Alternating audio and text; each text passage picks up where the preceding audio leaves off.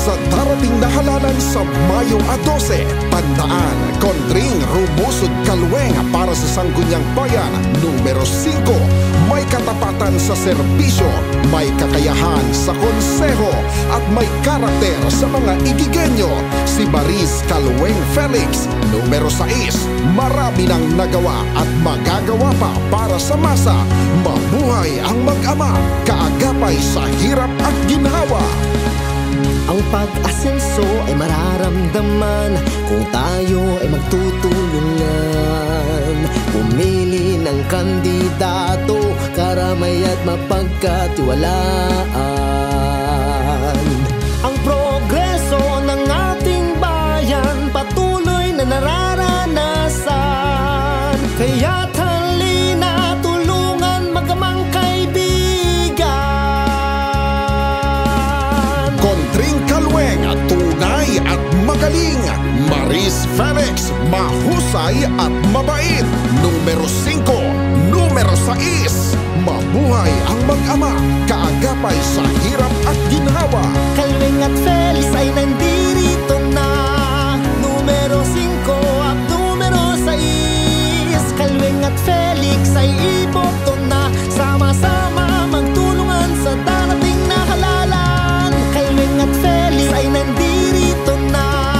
Numero 5 at numero 6. Kalweng at Felix ay iboto na. Sama-sama magtulungan sa darating na halalan. Sila'y subok na sa serbisyong bayan, mamamayan pinaglalaanan, halina at saksihan. Magamang makatao sa balota, sila'y markahan.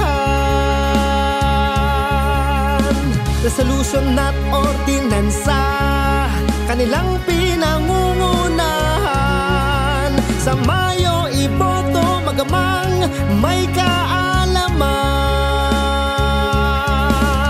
Contring Kalweng, tunay at magaling. Maris Felix, mahusay at mabait. Numero 5, numero 6, mabuhay ang mag-ama, kaagapay sa hirap at ginhawa. Kalweng at Felix ay nandirito na. Numero 5 at numero 6.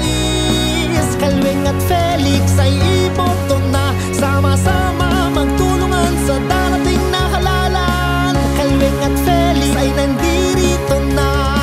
Numero 5 at numero 6. Kalweng at Felix ay iboto na. Sama-sama magtulungan sa darating na halalan. Sila'y subok na sa serbisyong bayan, mamamayan pinaglalaanan, halina at saksihan. Magamang makatao sa balota, sila'y markahan. Resolution at ordinansa, kanilang pinangungunahan. Sa Mayo iboto, magamang may kaalaman. Kalweng at Felix ay Sa darating na halalan sa Mayo 12, tandaan, Contring Rumusod Kalweng para sa Sangguniang Bayan. Numero 5, may katapatan sa serbisyo, may kakayahan sa konseho, at may karakter sa mga igigenyo. Si Maris Kalweng Felix.